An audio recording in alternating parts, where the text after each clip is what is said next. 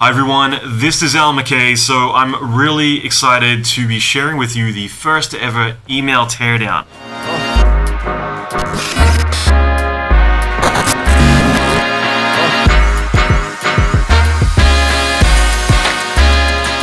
So what I'm going to be doing is showing you actual emails that I receive from artists applying for jobs at my studio. A lot of reasons why they don't get the job or why I mightn't even look at their reel in the first place. A lot of common mistakes that people are making, and I think that you're going to be shocked when you see the level of effort not put into these emails in a lot of circumstances. On top of that, I want to point out the ones that are actually doing really well, things that people have done that you can use to your advantage that can be really smart. I also want to point out studios that are reaching out to hire me and reasons why I might just skip over their email and move on with my day because of mistakes they're making. So in general, I think this is going to be a fun case study into what works and a lot of things that are not working, a lot of common mistakes to do with email. And more importantly, I want this to be a series. I want to do an email teardown series pretty regularly, showcasing a lot of these because I receive hundreds of emails every single day, and a lot of those are people applying for jobs.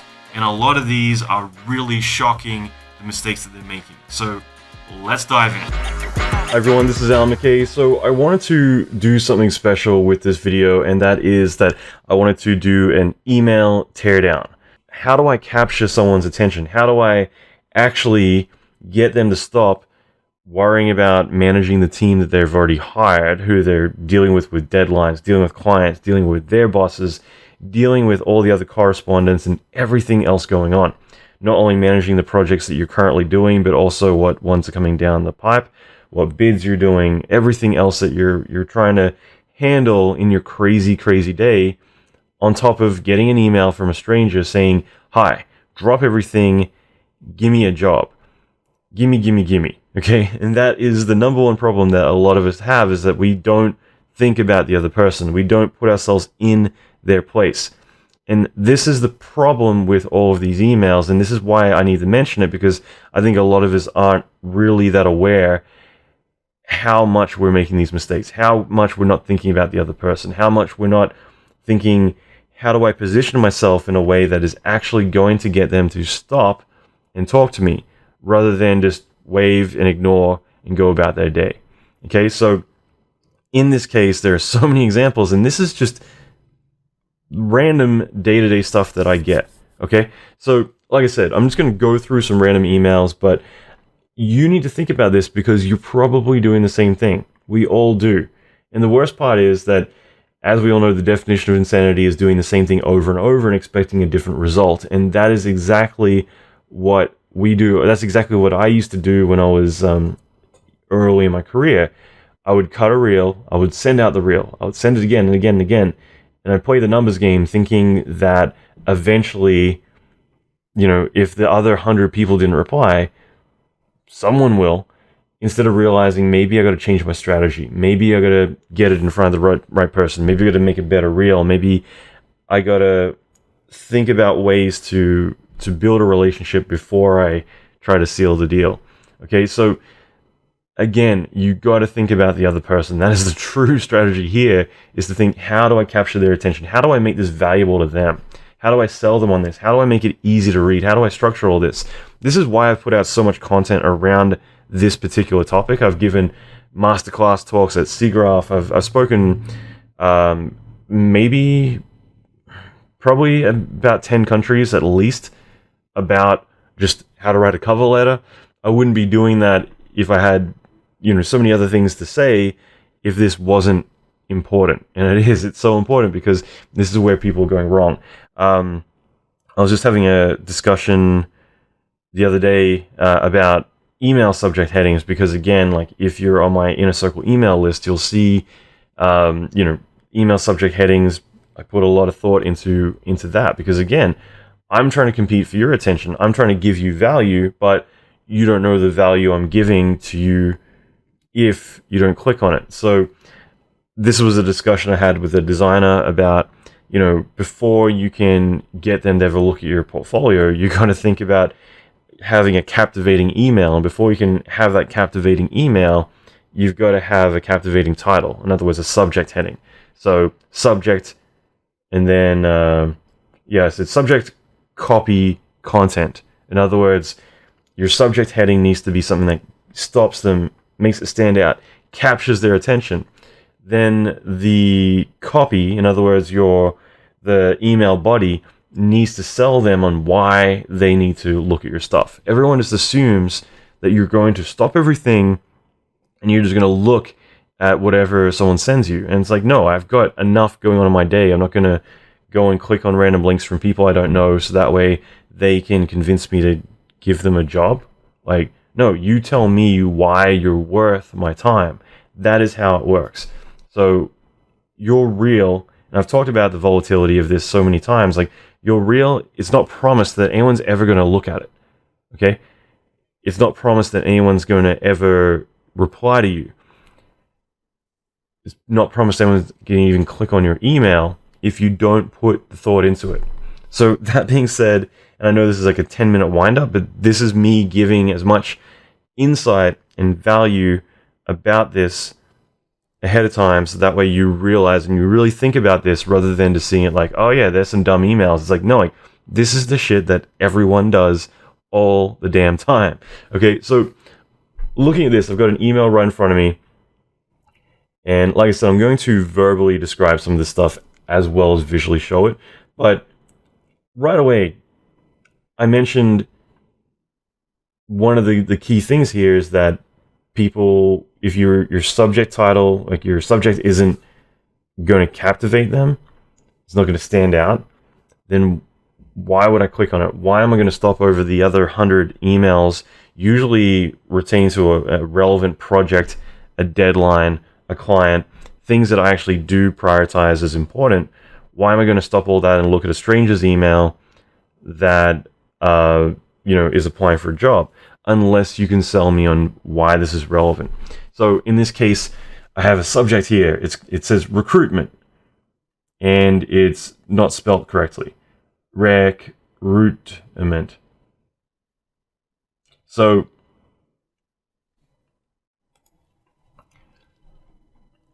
I could maybe guess that this person's French, and that would maybe explain it, because recruitment in French is spelled this way, but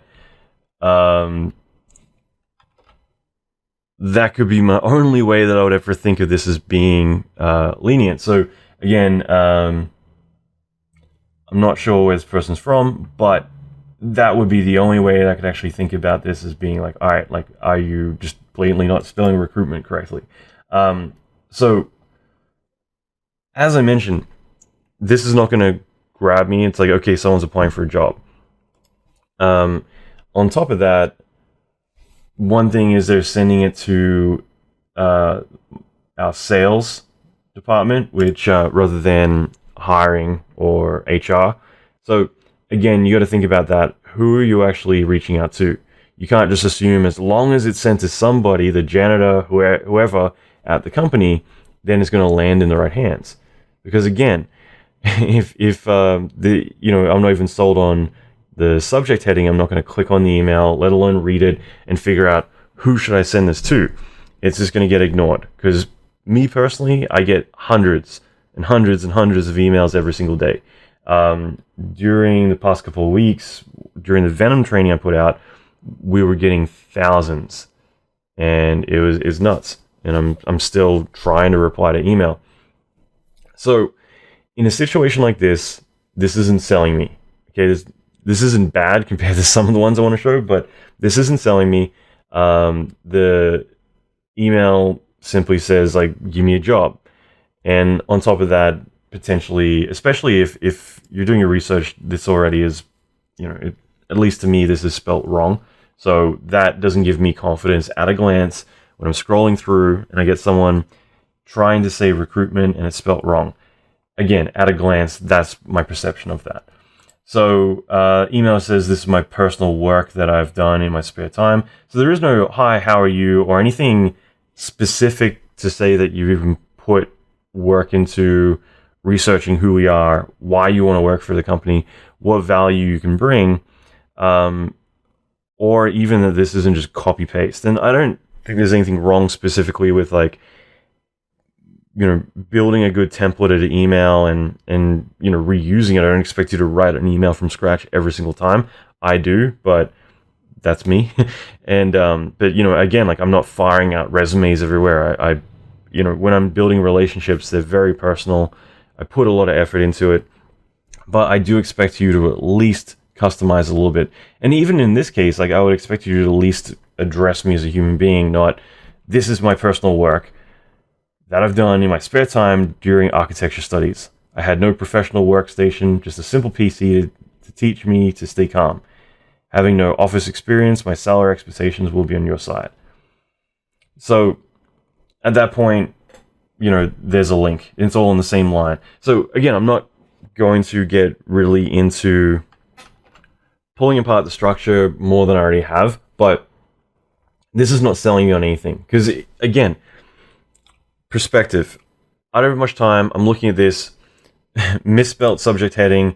Right away, it doesn't even address me. It's basically 2.5 lines saying, this is my work. I've basically got a crappy computer and no experience, so you can pay me whatever you want. Here's my work. Again, that doesn't invoke confidence. It doesn't make me really care because, A, what's your English like? B, are you even in the country? I don't know where you reside, what your skills are, what value you can bring. One thing that I've talked a lot about recently, helping a couple of people who are dealing with some really, really big celebrities and really big companies right now, and landing them as clients.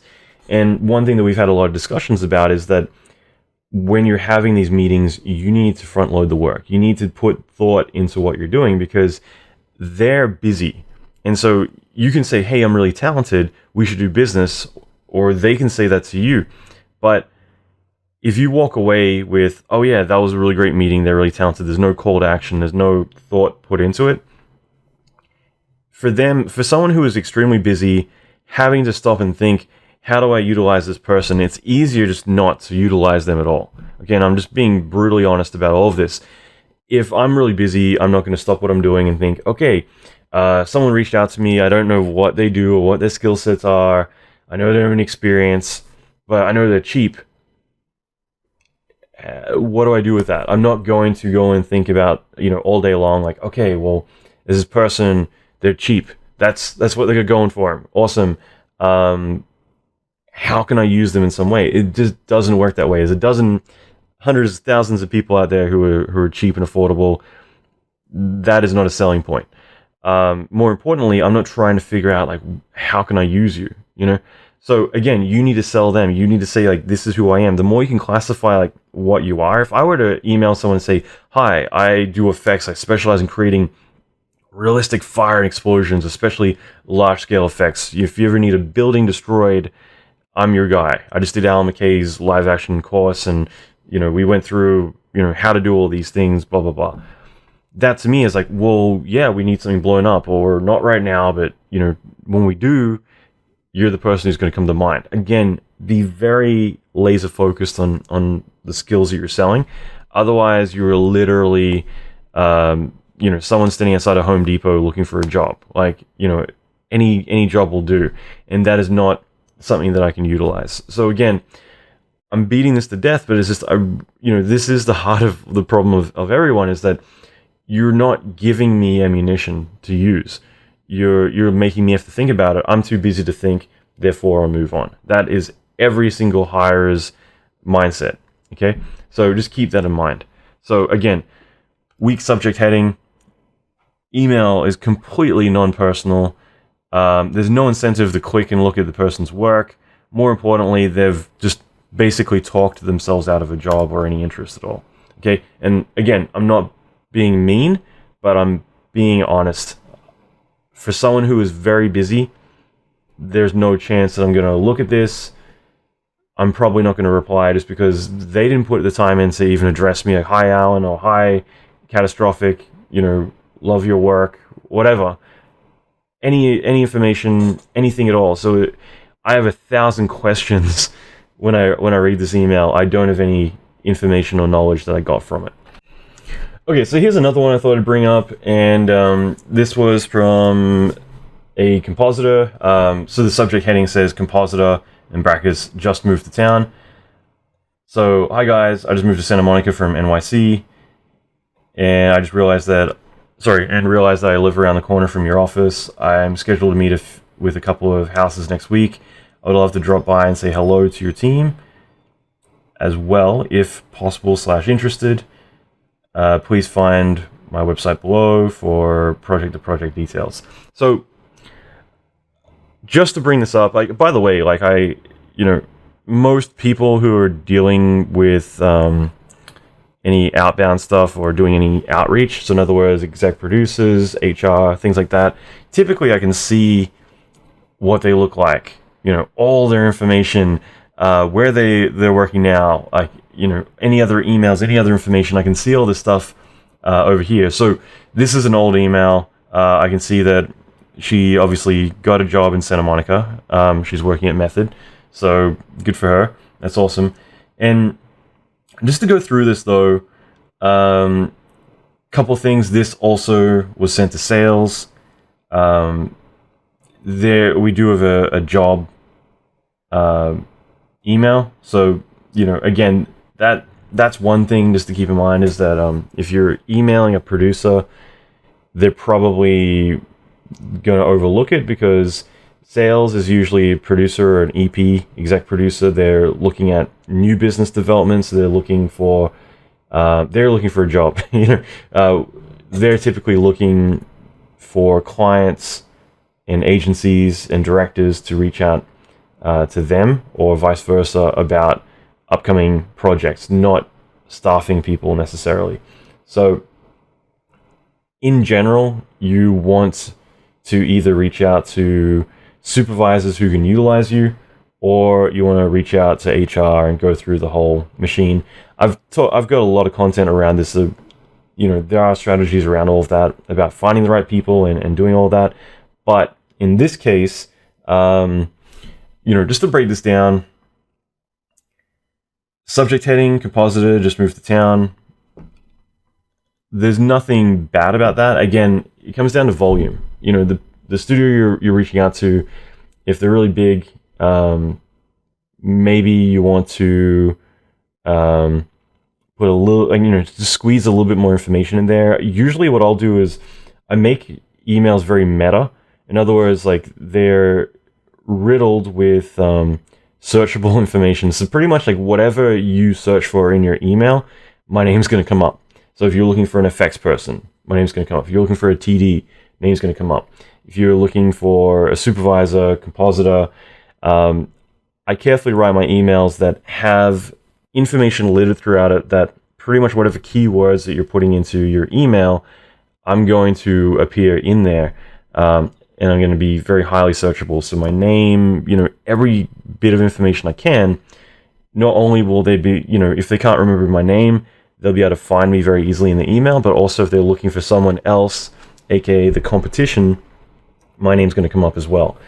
So it's good to be kind of meta in that way. The other thing is, and again, I've got talks on YouTube on exactly the subject, but if someone's really busy, I want to make it very easy for them to decide whether or not they even want to read my email in the first place. So subject heading, most important, I will put, 20 years experience, VFX Soup / effects TD, something like that. That way, I'm positioning two different roles that are, I can land. But more importantly, I'm qualifying myself with how much experience I have. So in this case, with this person, she could have put like 3 years experience, 3 years EXP. Just throw that in there. If that's how much experience she has, and that definitely will help qualify you a little bit more, rather than compositor, which is like, all right, cool. Well, we have compositors, moving on. But like I said, it's there's nothing wrong about it. I think if anything, like, this email is great. It gives some personality. So compositor just moved to town. It's kind of like, hi, I just moved to town, introducing myself. That's cool. So this email in general is fine, other than the big mistake of please find my website below for project details, and there's no website. So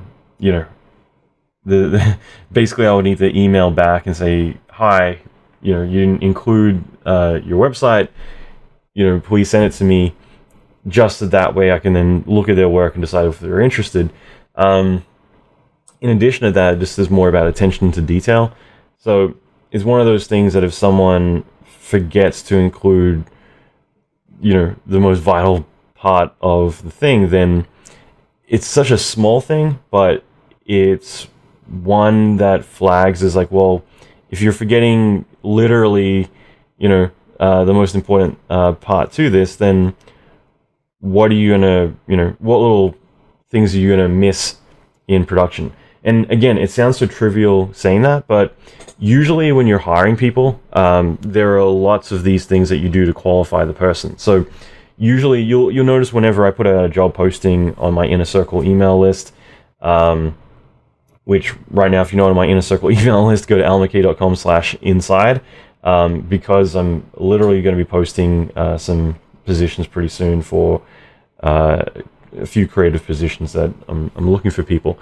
And the thing is that you'll probably notice every single time that I set a few qualifiers right away. So for instance, I hired someone 2 months ago. I was looking for a character modeler, and right away I put it out there on Facebook because I was about to board a plane. So I just said, hey, I'm looking for a really talented artist. Do not leave your portfolio in the comments. I will not look at it. Go to, send me a private message or email me with this subject heading, and I'll review your work. So usually I'm not even that obvious. I will say something, and I know people who literally hide some bit of information inside of their posting that's very cryptic specifically for this. But what you're doing is you're really disqualifying anyone who replies in the comments. If they do that, then right away it's like, all right, obviously you're not paying attention, you're not reading, you're not listening to what I'm saying. So if we're already having a miscommunication this early into the game, then this plants a seed of doubt that you're going to be able to, listen and pay attention and take the feedback that I give later on. So on a micro scale, it still, represents a much bigger problem. So again, in that job posting, I was very obvious. I will not reply, but I'm not usually going to say that. In fact, some job positions I put out there, I've literally said, make sure that you reply with this subject heading.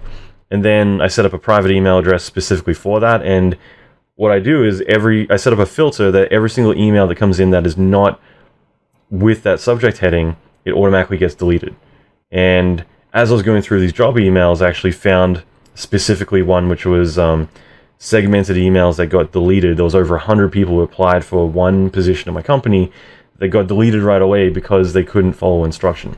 And that saved me having to worry about them. And all I'm doing is I'm trying to filter out the people until there's 1 or 2 or 3 or 10 that I actually want to interview. Okay, so again, you're basically being looked at as, how do I disqualify you every step of the way?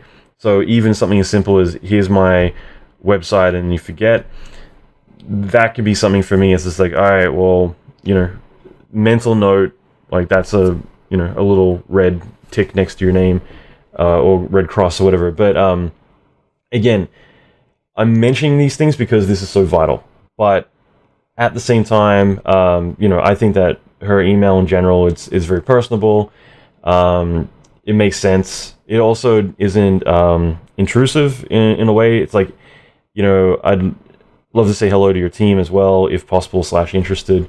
In other words, she's basically saying, I'd love to, I'm a personal person, and also without overstepping my bounds, I'd love to extend further into, I'd love to say hi to everyone or whatever. if that makes sense. So just in general, like compared to some really pushy emails I get, this is one that I think is very well written.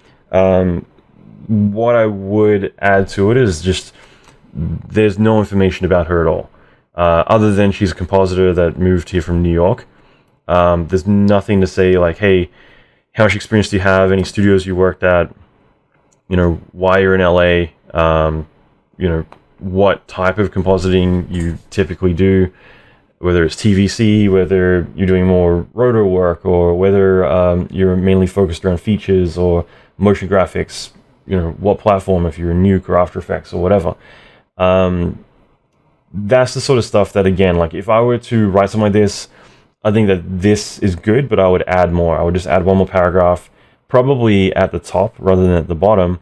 Again, qualify yourself first and then get personal. So in other words, hey, I just moved here to Santa Monica from New York.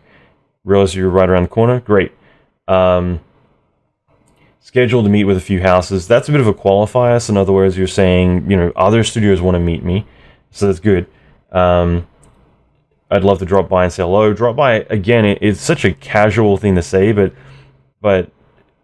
you know, it's actually is exactly that. It's using words like quickly, drop by, swing by, things like that.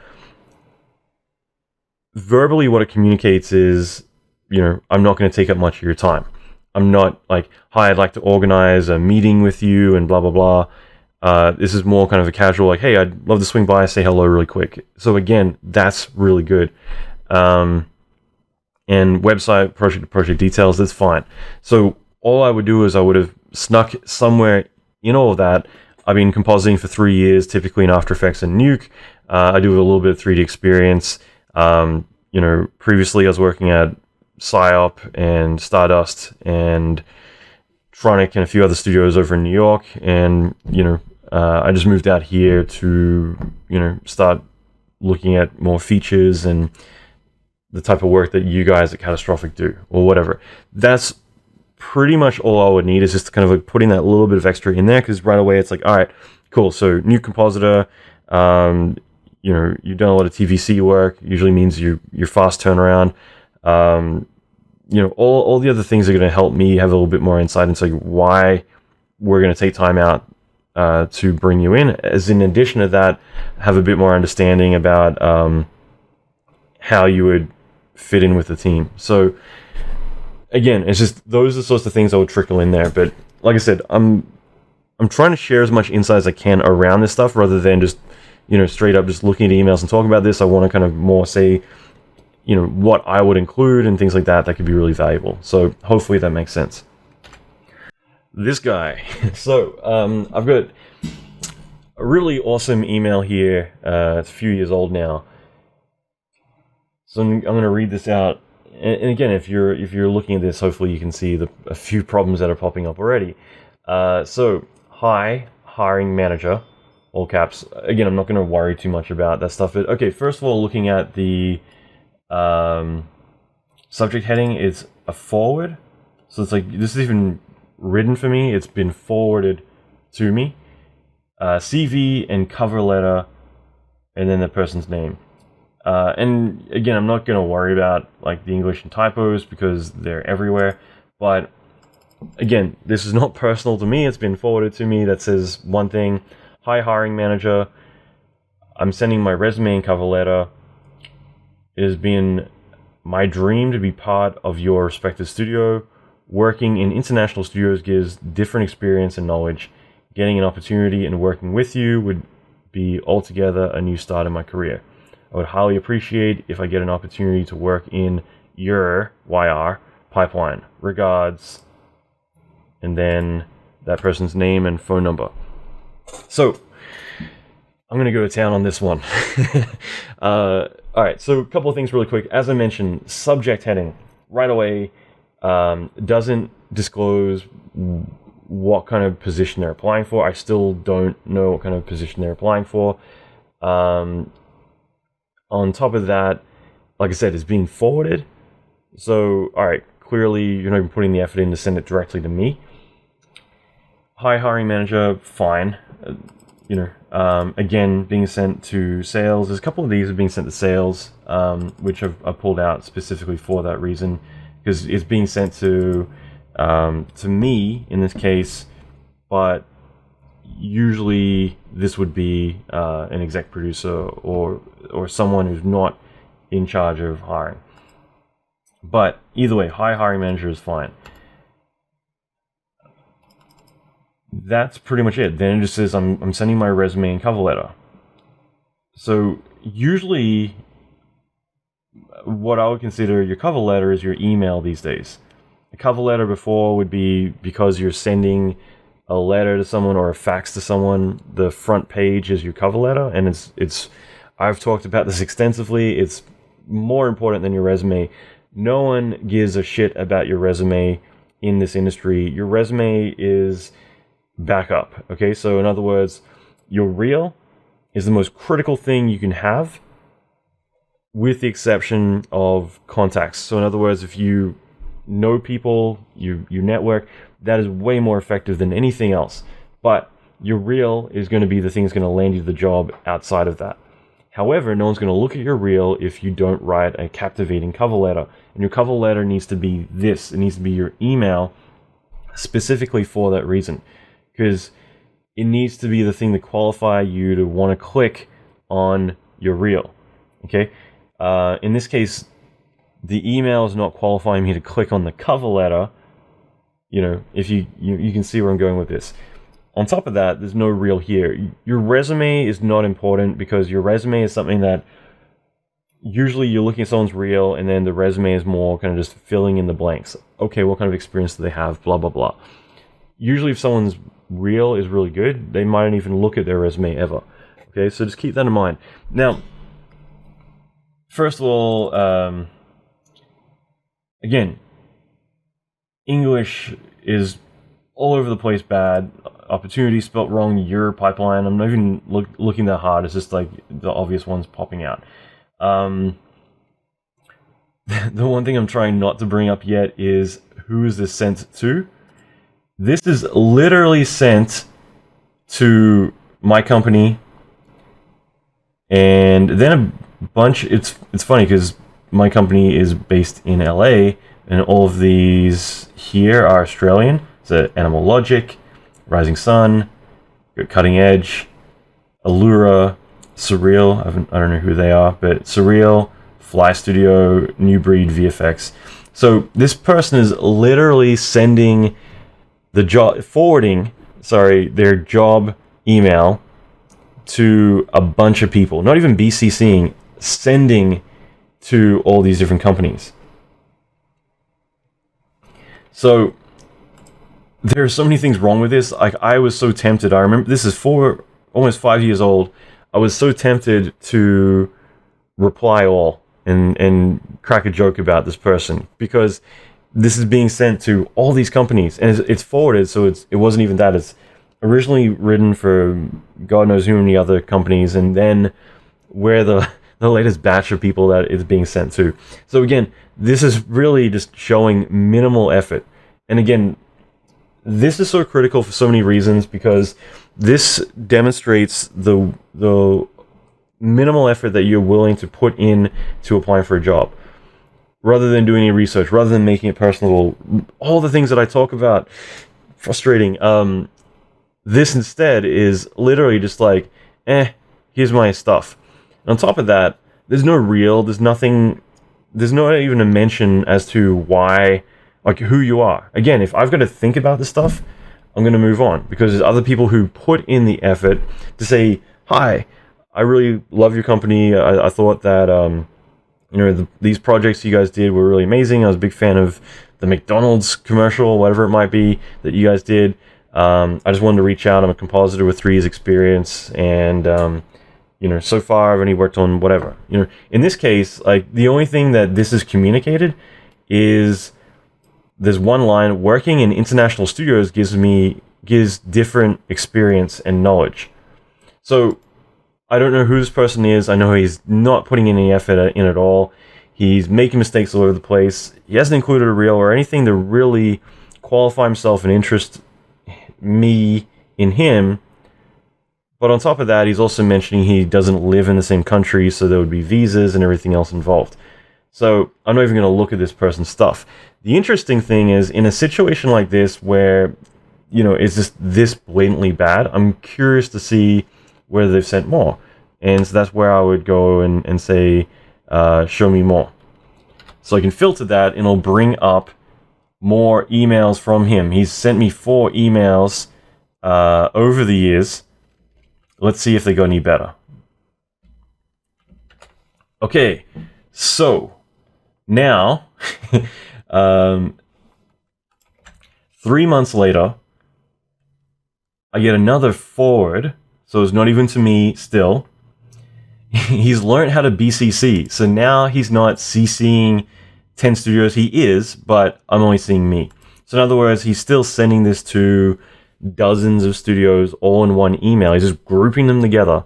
That's like me going into Facebook Messenger and just like adding 30 people and then saying, yo, give me money or whatever. Like, you're not really showing yourself in a good shade of light. So this is 3 months after he sent the other email. This is identical. Even the typos and everything, he's just literally copy pasting, sending mass emails over and over and over. The only difference is, and I love this, he's added this one line in. It's the only difference, and I guarantee the reason is because finally someone did reply to him and said, what are you even applying for? Okay, so even hi hiring manager, it's all the same caps and everything. This guy has not changed a single thing from the email he sent 3 months before, other than finally he's actually mentioning who he is. And I love how he says, I'm applying for senior compositor in caps. So I love that. I love that so much because it's not even like I'm applying for a senior compositor position. It's all caps, senior compositor. This is added in. You can tell like everything else about this email is completely identical. It's been my dream to be part of your respective studio. Working in international studios gives different experience and knowledge. Getting an opportunity and working with you would be altogether a new start of my career. This is exactly the same email, exactly the same spelling mistakes, everything else. And again, same 2 things. The only thing different was now I am applying for senior compositor. That's the only difference. And he learned to BCC the email instead. So again, 3 months later, getting the same email from that person. Interestingly, a year later, he's getting better. So this is the exact same person 1 year later. Hi, recruiting team. So I'm no longer a hiring manager. Cool. He's still BCCing. So again, he's still just mass spamming job boards. I am writing to express my interest as a new compositor position. Again, I'm trying not to pick on the typos, but anyway, or double spaces, stuff like that. I'm writing to express my interest as a new compositor position at your respected firm. My combination of creative talent, software knowledge, and experience managing people makes me the right person to help your firm to grow. I've developed and implemented quantity and quality that are beneficial in any VFX production house. Experience has taught me how to build strong relationships with all departments at an organization. I have the ability to work within a team as well as cross-team. Currently working in Image Devices Mumbai and looking for new opportunity. So enclosed my demo reel link and profile link in the attached resume. If you have something coming up soon, please consider my portfolio for upcoming position. Thank you in advance and have a great day ahead. Regards, and then his name. So again, I think this is important because this is a majority of the emails that I get. Honestly, like most people, and it is not like, oh, okay, well, that guy is from some country and whatever. That doesn't matter. There are so many people from Canada, Australia, America, all doing the same thing. So in this case, again, I'm just going to quickly go through. There's no resume. There's no reel. He forgot to do all that. Although he managed to spam still how many other people. So again, mass email. Luckily, the subject heading is getting better. Application, new compositor. That's better because at least he's communicating what position he's applying for. So at least I know how to place him. Again, I'm not going to comment on the English. I do think there are little subtle things. This is something I will talk about. There are little subtle things that are worthwhile bringing up here that there can be a bit of a language barrier around, perhaps, but these are little subtle things that also say a lot about whether you are in the same industry. Again, having a conversation yesterday with a designer who was talking with a client, and basically they had originally written an email, and the client came back saying, you're too expensive, but we'll work with you. And rather than kind of leaving it there, they decided to kind of be a bit standoffish with the response, and just kind of wrote back something as a little bit kind of is a little bit too formal. And that was what I had to comment on. Was like, look, they already said that they want to work with you.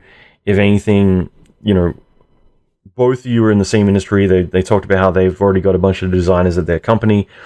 So for you to then go and get like really formal, kind of like overqualifying yourself more, is distancing yourself from that person. It's not too damaging, but basically the way that they were communicating this stuff, it just kind of made you both speak the same language. So for you to suddenly start talking in a different lingo, it alienates it alienates them basically from you. So in situations like saying firm, like no one in visual effects says firm, okay? A firm, is anything more corporate, basically. It's more like a law firm or things like that. So again, architecture, I can understand a firm, but for a compositing position, in a creative, like he says production house later on, but again, like I'm picking on something really small here, but I'm hoping that this resonates, that you got to speak the language. You need to say, hey, like the girl applying in Santa Monica, she spoke the language. She's, I want to swing by. I'm speaking to a bunch of other production houses. All of that was really good because it's casual. It makes you sound human. These sorts of things, it's such a subtle thing, but this is a big disconnect. You're a respected firm. I want to help your firm grow. That sort of stuff just makes me feel like you're not working in the industry.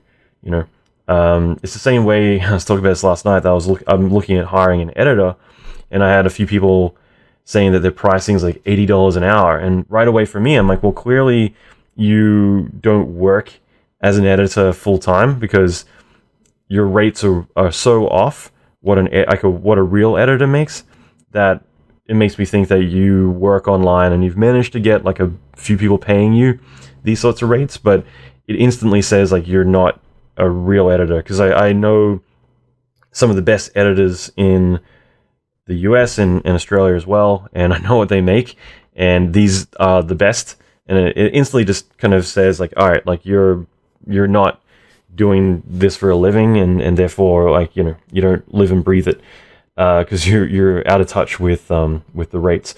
So anyway, it's just little subtle things that just completely disconnect you from that other person. So again, such a subtle thing, but I'm hoping this really resonates.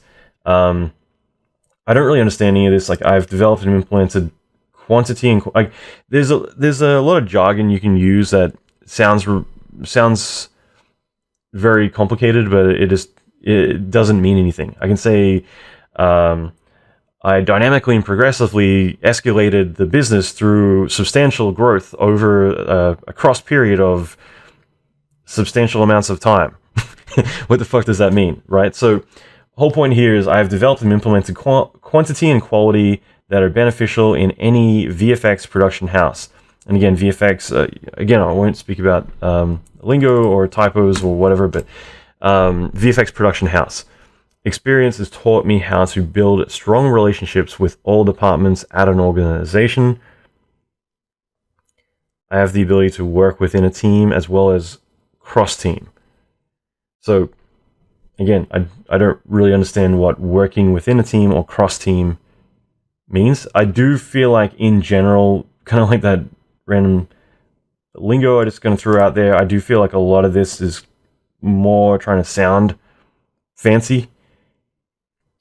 Quality and quantity in English is how you would, band those together traditionally, but there's just like a lot of big words, and cross-team, like, I don't know. It just to me sounds like that whole paragraph does not mean a single thing, and when there's only 3 paragraphs, it just doesn't communicate much. And then the last paragraph is basically, that they've got a reel and everything else, and they don't. So, I'm spending a lot of time on this stuff, but there's so many things that you can learn from this email of what not to do. Okay, so I hadn't actually looked at this yet. So there's another email. It looks like it was sent 5 minutes later. Again, BCC'd, and he has included his reel, but he's included his cover letter and his CV again. And he mentions his demo reel link, but there's none. So, so here's the thing. We're all fallible. We all make mistakes. We're not perfect. We all got to learn. Him positioning himself as a senior compositor says so much, because I get it if you're a junior and you're making mistakes. I get it if you're young and you haven't really kind of figured out, what's acceptable, how to communicate, all these sorts of things. But when you're positioning yourself as a senior compositor, and typically you want senior compositor rates like $80 an hour, $100 an hour, to then, basically say, in this case, like, none of this means anything, there's so many mistakes, he's putting minimal effort in, he's just CCing, batching his stuff to dozens of studios, spamming it out there. Doesn't include his reel, even though he says he'll include his reel. Didn't include anything the first time, then he sent it again. If I sent my stuff, first of all, I would personally write it to someone, and then if I forgot to send the resume and the reel and all the things I promised to send, I would address that. I would email and say, oh, you know what? Total brain fart. Here's my link. Apologies. I would just send it again. I wouldn't just pretend it didn't happen. I would, address it, because that gives you a second to be human. And that can actually be something that actually makes them be like, oh, you know what? Okay, I'll check it. Because it brings down the defenses a little bit. Instead of this formal thing, suddenly getting that second email, you're like, oh, you know what? Yeah, okay, I'll check it out because they made me laugh or whatever. Like, this is your chance to actually do something, and you could strategically make this part of it as well. To email it and then follow up and be like, you know what? I was too excited, hit the button, total brain fart. It's Monday. Forgive me. Here's my stuff. Thanks so much. P.S. Sorry. Smiley face. Whatever. It doesn't matter. But like, this is your chance to actually break them down and get them to be intrigued enough to click the link. And that's happened to me plenty of times. I've actually gone and clicked on something because they've said something or whatever. In this case, just sending it again, pretending it didn't happen, and forgetting to send your reel still, but giving me your cover letter and your CV. So screw it. I'm clicking on the cover letter. And the thing is, that email is the cover letter. Why do I need to read another one? Okay, and there actually is a link to the show reel. It's not clickable. These are PDFs, so this isn't... okay, it isn't highlight as one, but I guess it does click. And it pretty much says the same kind of thing as before. So, again, it's just...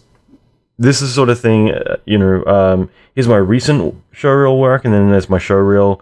I haven't really seen that before, where it's like, here's my reel, and then there's like a newer reel. I'm just going to update and show my best work. Because, again, I've put out a book and other information on this, like, so much information about reels.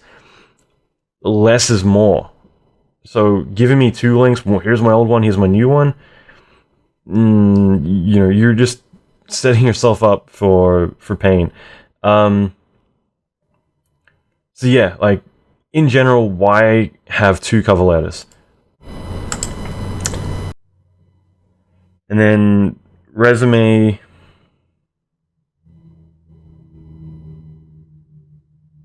Again, it's got the reel and everything in it. I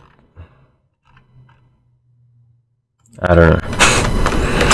I have gone back to another earlier resume that he sent, which this is one page, which is good. And actually, this is worthwhile bringing up. So he has two reels and a LinkedIn profile link. So many things wrong with this. But anyway, what I do think is interesting about this is he's got technical skills and then software skills. And then other skill sets: on-shoot supervision, team leader, production experience, hard working, and honesty. So again, just the whole laziness with everything, and just it says so much more than anything else here. The other thing is that he's communicating that he's a senior compositor. I don't know, like here, it's just having like basically on the resume, it's got like little graphs of his skill sets, and 3D compositing, for instance, is more like 60%, and then it's like 90% for 2D compositing, and then software packages, stuff like that. So that sort of thing, again, just for me, if you're applying as a senior compositor, I'd imagine you're pretty much going to say 100% for everything 2D at least, rather than kind of like, yeah, I'm pretty good in this and I'm really bad at the 3D compositing part. Again, like if I'm ever to mention flaws, I want to address them rather than kind of have a squiggly line representing like my skill sets. In general, this is just like really bad application, because again, it's just like the fact that you CC'd a bunch of people in the first place, that to me says everything. It's just like minimal effort, let alone like you don't even mention your compositor initially, and you keep copy pasting months apart the same email. It's just like, you don't give a shit, you're lazy. Like there's no other way to put it. Like I'm just gonna say that, like, it is extremely lazy. So it might sound like I'm being really harsh with this stuff, and it's because I am. I'm being brutally honest, because again,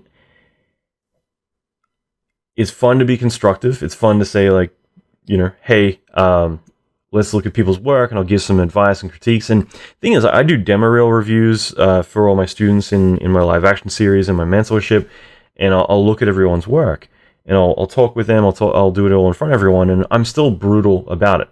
I'm not disrespectful, but I'm not going to bullshit you. I'm going to tell you what you need to know. I'm going to say, look, honestly, I would not hire you because of these things here. Or these things are great, then this one thing completely screws everything up. Or this makes me think you're more qualified for this, or whatever. I'm going to tell you what you need to know.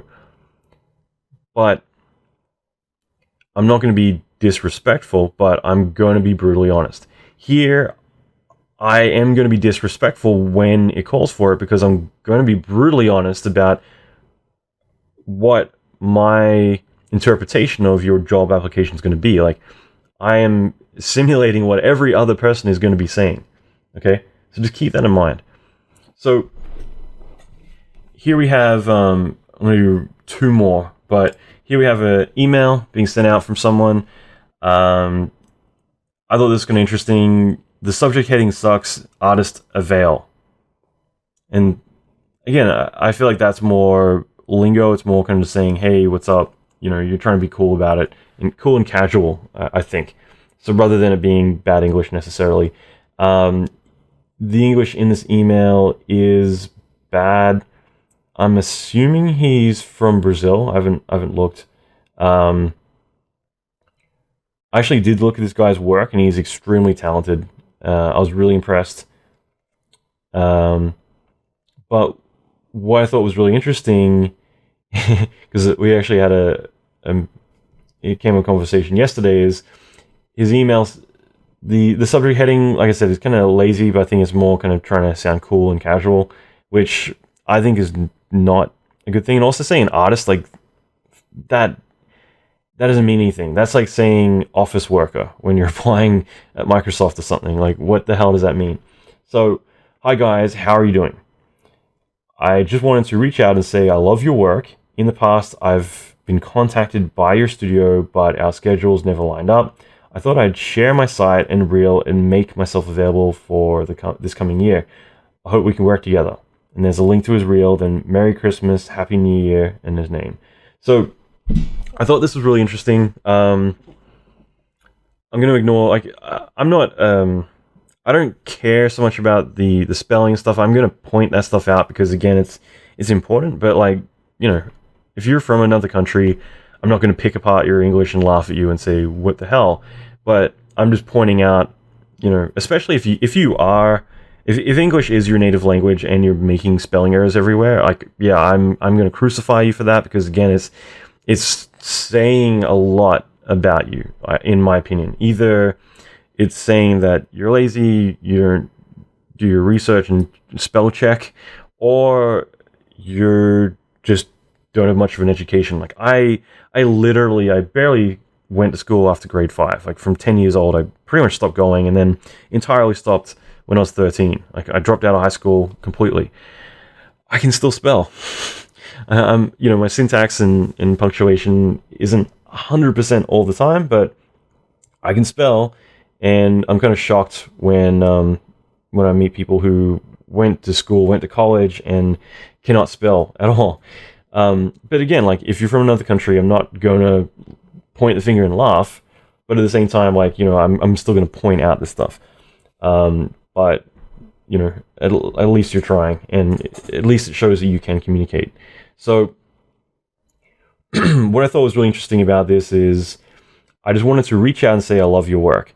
That's really smart, and that's something I've talked about a lot, is you know, compliment them, show interest in them. Again, I would actually, like, to me, this feels like it's copy-pasted.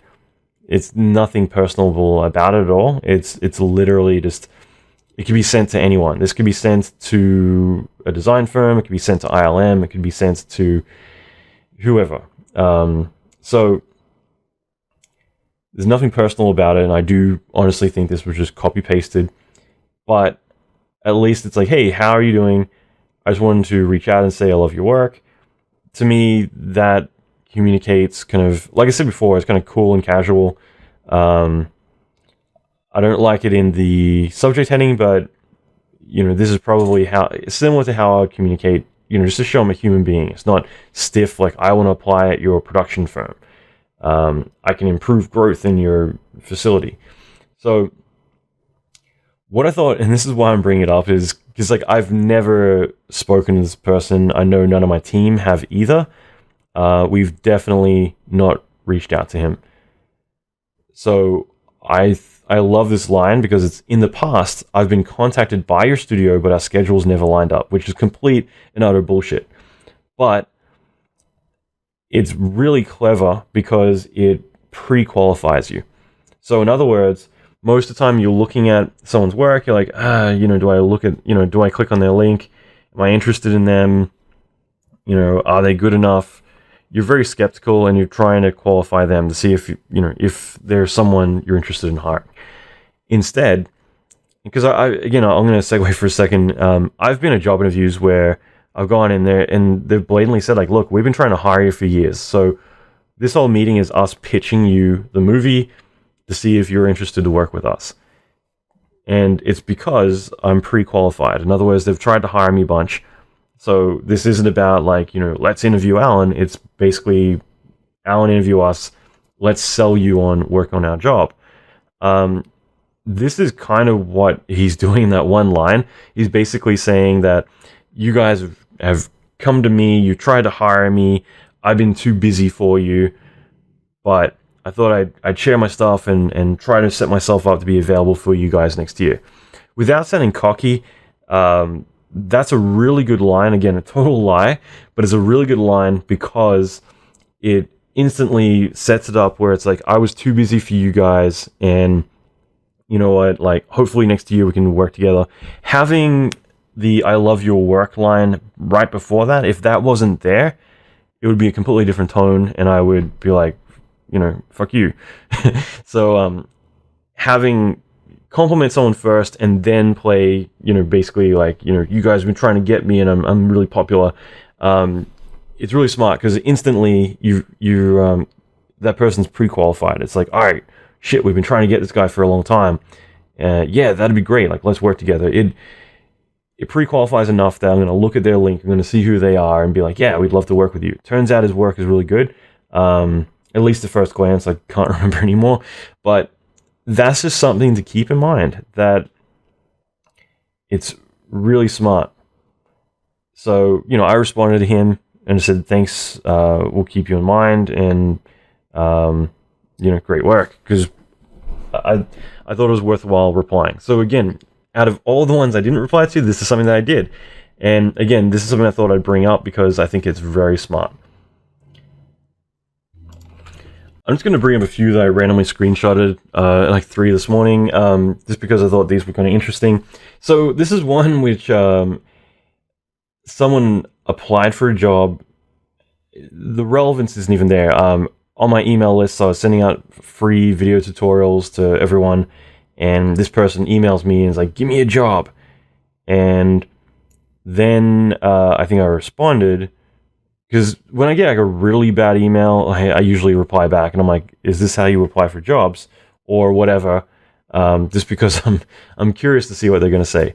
So in this case, though, I got an automated response, which was like basically a spam filter, but it's one that you got to pay them 5 cents for them to receive your email. So in other words, I have to pay that person to be able to email them.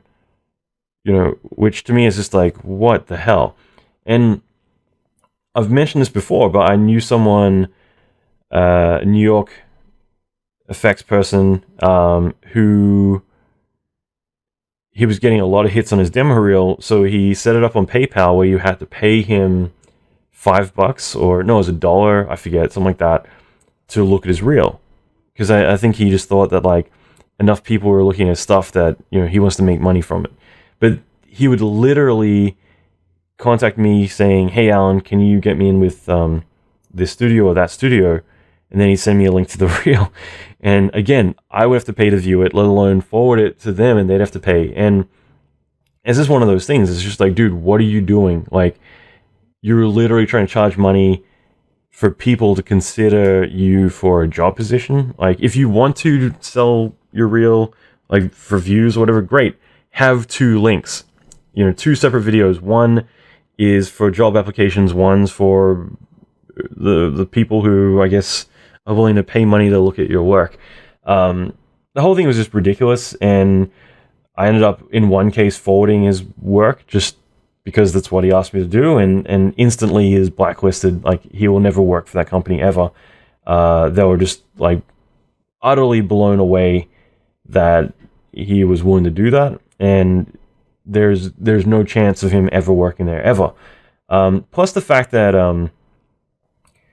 again, such a subtle thing, but for me, it wasn't like he could apply for a job, but he wanted me to go get him a job there, kind of thing. And it's, just stuff like that. It's just, So in other words, like I told him like, hey, send these guys an email. And he's like, no, get them to contact me. You know what I mean? So it's that sort of stuff that just, it says so much about that person, that it's like, no, they have to contact me. And it's kind of going back to that previous email, exactly the same thing. You guys contacted me and you guys want to hire me. I was too busy for you. Now I'm considering being available. So again, just bringing this stuff up because it blows my mind. A couple other really quick ones I'm just going to throw out there. One was shading lighting TD in the subject heading. Fine, whatever. Doesn't say anything. Doesn't say, hello, I'd like to apply for a position. Here's my experience. It just reel, colon, and then the link to the reel, and then the password. And personally, I don't trust, without an explanation, why there's no password. I know some famous people, famous as in famous in a bad way, in LA that, they don't have a public reel because none of their work is theirs, and then they apply for a job at a studio, and then instantly, like, that reel gets circulated to all of us, and it's just like, hey, do you know anyone, or, do you know this person? And we're like, nope, but I know that work. I did it, or we did it, or that person did it. And suddenly it's like a big email chain where that person is literally getting blacklisted from every single place. There are times where your password protect your reel because the work isn't out yet. You're showing Avengers Endgame stuff and the movie's not out for a few more months. Again, that is such a giant red flag, because it's like, if you're willing to show work that's not publicly available to me, who's to say that you're not going to show our work to other people? And again, like, they're not the one who gets sued, we're the one who gets sued when that stuff leaks. So, it's massive liability, but there's nothing in here, no reason to click on it, let alone, like, again, like, without explanation. I'm always skeptical about password protected reels for those reasons I mentioned, and many, many others. But all it requires is an explanation, like, hey, this is password protected for whatever reason, and that's fine. But zero effort, not going to get clicked on, let alone, I'm already skeptical. Just everything about it's just like, why? Why would I want to look at your stuff? Who are you? What reason do I have? At least you're able to mention what kind of job you're applying for in the subject heading. Just to point out a few things, like freelance 3D generalist in the subject heading. This guy, hi, I've just relocated to New York City. I have started my search for freelance opportunities. I worked at Wolf. That was it. No reel, no resume, nothing. Again, these are throwaways. I'm just kind of pointing out, like, yes, like, this is the kind of shit that happens every single day. Same thing again, application for the post of compositors. Okay, I guess it's fine. Hi, I'm a visual effects compositors, plural. I'm looking for a suitable job. If you have any vacancies, please let me know. Regards, Manish. And again, no link, no resume. Same person, hi, I would like to apply for for the post of compositors in your company. Again, no link or resume. Applying for the post of compositors in the subject heading, same person. Manish, again, so the other two were 6 months before, and they were 3 days apart. So he sent one, then 3 days later he sent the same email, slightly, like, different email. And then 6 months later he sent another one, which is forwarded, which again makes me think that he's just forwarding this stuff. He's not even copy pasting. He's literally just sent an email, then he's like sending it again and again and again. Applying for a post of compositor. It says cover letter in bold, and then it has his name, and then his city and country. And then it's, I am VFX artist with experience of working in CG. So he's now applying for, okay, it says compositor, then it says VFX artist, but okay, that's fine. He's been in the industry for 7 years with several studios as a employee. Doesn't mention any of them by the looks of it. I am multitasking artist. In my 7 years of career, I have worked on several things which include compositing, tracking. I have started working in animation and VFX industry from 2006 on a movie called Jum Barabar Jum. It was a Hindi film and hobby project. It was my first experience. It was a very good learning opportunity. And was a very good learning opportunity. As a team member, I can offer very good communication and coordination skills. Besides the ability to grasp new things and share knowledge, I'm sure I can prove to be, again, English, I'm even going to point it out, to be invaluable resource to the team I work in. My past experience have awarded me very good skill of communication and quality work.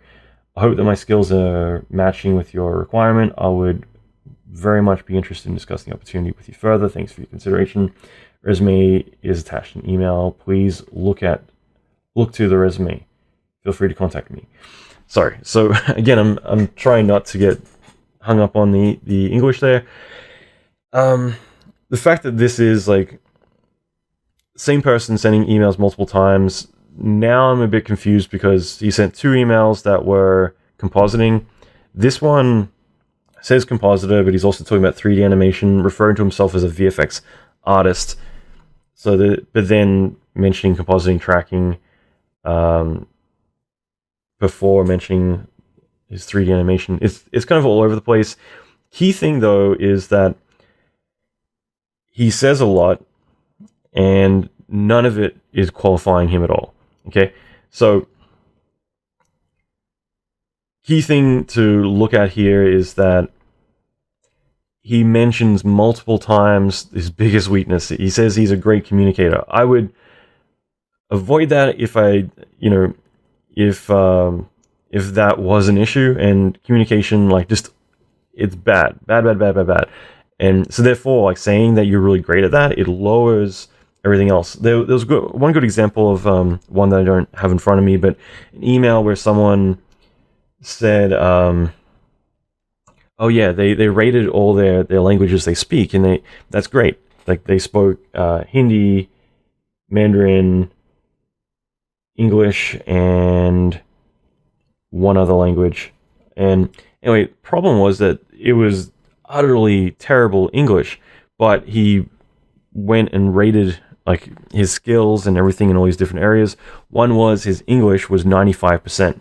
So when he says his 3D animation is 100%, his compositing is 100%, when you rate your English as 95% and it's abysmal, that makes me think that if I'm gauging how you rate things based on that, I think your English is 25%. Therefore, your skills and everything else that you're committing to are 25% as well. So everything reflects around that. So again, when someone says they're a great communicator and they're a terrible communicator, that makes me not trust anything else that they're going to say. On top of that, like, they mentioned that they've worked for 7 years as an employee at lots of studios. Tell me where you worked. It doesn't matter if they're local, specific places in Hyderabad or somewhere else in India, in Bombay, wherever, Mumbai in this case. That is fine. Like, I might not know these studios, but it's good because I can look them up. I can find out a bit about this person. When you just say, like, you've worked as an employee, like, no shit. Like, you've been working for 7 years. I'd assume this is an employee, not as, founder or something. Basically there's an email that's quite lengthy that doesn't say a single thing. And then it says, resume is attached with this email. Please have a look at the resume.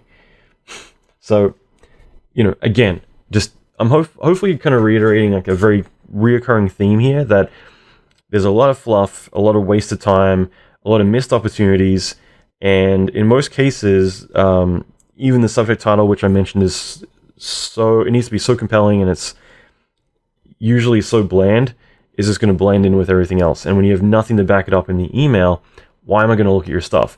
And in most cases, like 90% of these are not including a reel. They're including your resume, which again is an afterthought. So I thought I'd just do this as a fun experiment.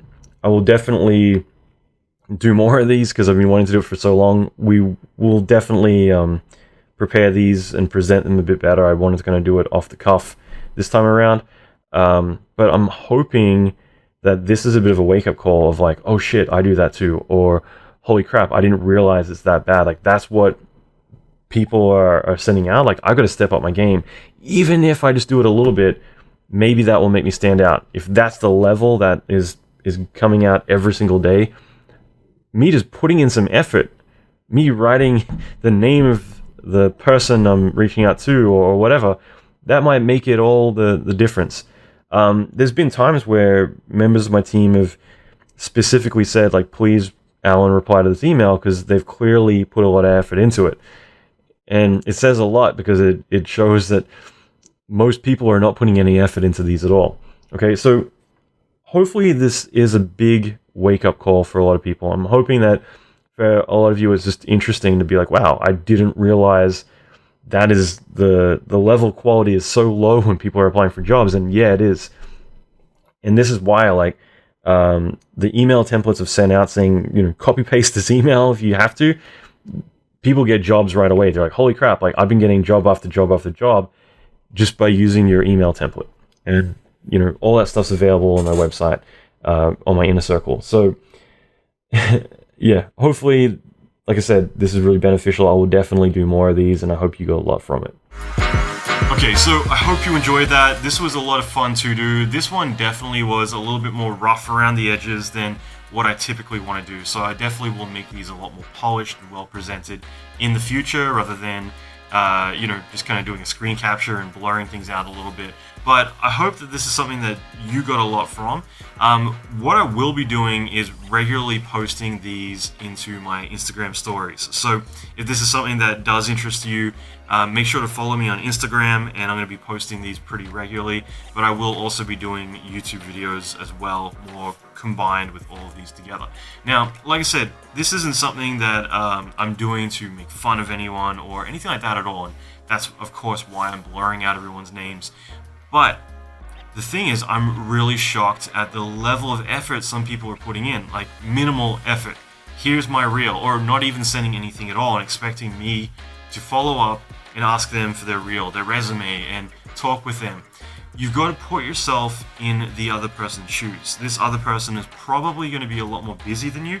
They're probably managing a lot of other things, and hiring artists mightn't be their full job. In most cases, especially supervisors like myself, we're supervising, we're working in production, we're managing existing teams, and we're always welcome to hearing about new talents and people who are wanting to join our teams.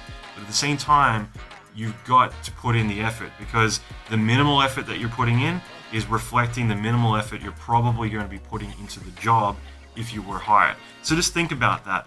Now, like I said, follow me on Instagram, because I'm going to post these pretty regularly. This is something that I want to kick people's butts a little bit about. I think that this is important, that everyone realizes that this is the competition that you're up against. This is the level of effort people are putting in. So if you put in the effort, it's going to show. The amount of times that I've had my team specifically ask me to respond to someone because they put in the effort. They either followed the email templates that I've shared, the YouTube video I wrote on how to write a cover letter, which I highly suggest to check out. All the different ways that they've been able to put in the effort to reach out to me. If I don't see it, my team specifically points these ones out, saying the level of quality was here. This person actually put in effort.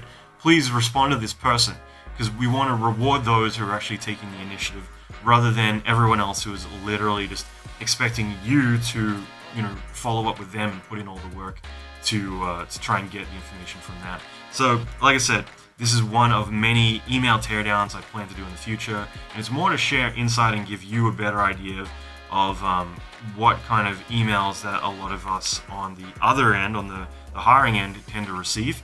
Like I said, in this particular year, 2019, I want to really start to build a few different series, like VFX case study, email teardown, a lot of ones specifically themed around these, because these are reoccurring mistakes that if you start paying attention to, you can learn to avoid and use that to your advantage. So I hope you found this valuable, and I'd love to hear your feedback and any thoughts, but more importantly, I'll be back with more of these in the future, and of course I'll be posting these regularly on Instagram in the meantime. Okay, so that's it for now. I'll see you next time. Wait, and it goes without saying, if you want more of this material, if you want visual effects training, tutorials, on top of that, anything to do with branding, as well as blowing up your career as an artist, all of this stuff, please subscribe and follow my YouTube channel, and I'll be posting more content very regularly. Okay.